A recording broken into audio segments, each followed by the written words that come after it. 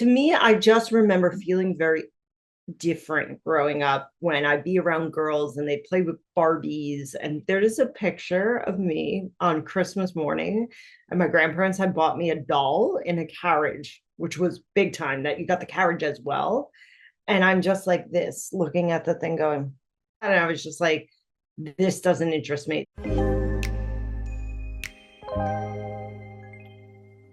So I never really thought about children, but I knew that felt weird. And I knew it felt weird that I never liked the whole marriage thing. People would talk about like, oh, my wedding dress and my wedding day and all this stuff. And I just never felt any of those things. And that rears its head in my 20s. So sometime during college, I am on my way home and I have this like light bulb moment where somebody's talking about something and it triggers in my head this like flash memory of a moment of me being super young and being in a position that I don't want to be, that's like sexually like exploitive. And I'm like, ugh, like what was that?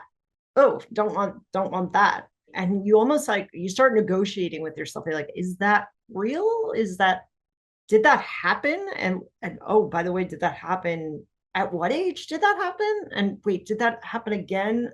Wait, was that happening all the time? And it's really hard because your brain doesn't, it wants to protect itself. It wants to say, like, no, no, no, no, that's not real. You're making that up.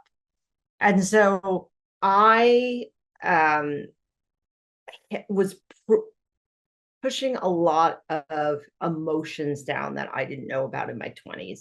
And I masked that with partying and alcohol use. And finally, after burning the candle at both ends, as they say, I was on the one train headed home from my client at the time. And all of a sudden, I felt like the whole one train was just like pulling in on me.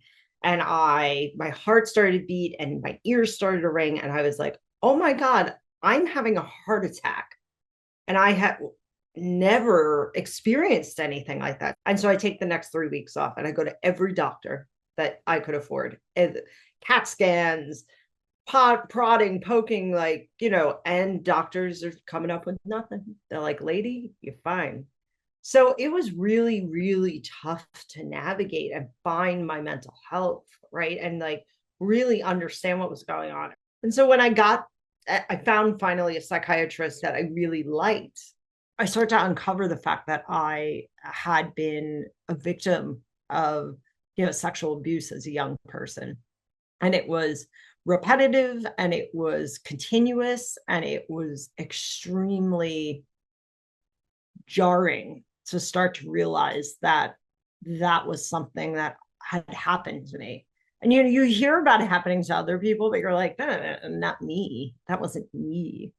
Um, and so starts this thing of shame and complicitness and all of the things that people who are victims of sexual assault and abuse feel. And it took a lot of different people saying to me, no, that's not what happened. Like, yes, you are a victim, and yes, you are a survivor, and all of those things. Um, little 4-year-old, 5-year-old Christine didn't know any better, so she can't be complicit in something she doesn't know any better about. And that starts a whole other, like, thing of like, well, what did I want my relationships to look like, and what did I want my sexual relationships to look like, and what is love and not feeling abandoned actually look like for me. And that obviously has huge influence on how I end up coming to be childless and child free.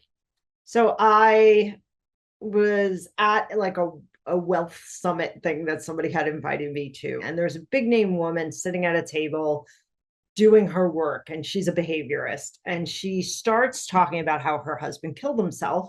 And she was very much talking about how the behaviors in her house, she needed to make sure that the kids saw positive behavior and positive mental health, and she was going to break the cycle. And all of a sudden, you have these moments where waves come over you. And I was like, oh my God, that's what I'm doing. That's why I've never wanted to have kids. I couldn't protect myself. I wasn't protected or didn't feel protected.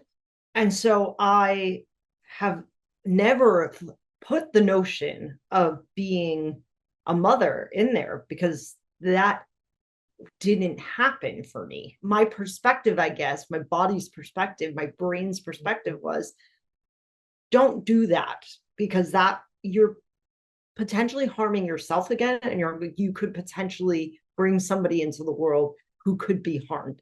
And so that was really scary because I had to really look in the mirror and go, why is this what you've decided?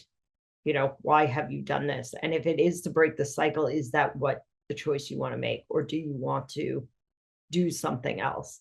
And that something else manifests itself by doing stuff like this and talking very openly because I know that people don't talk about this stuff. I know there are women out there sitting with very similar feelings, very similar stories. These are the ones that do not get talked about. And like, if I'm strong enough to be able to sit here and be fucking candid about it, and somebody can look at me and go, not only do I feel seen by that, but she's a fucking survivor and she's going to do something fucking dope, then like, that's enough for me. And I'll have a bigger impact that way.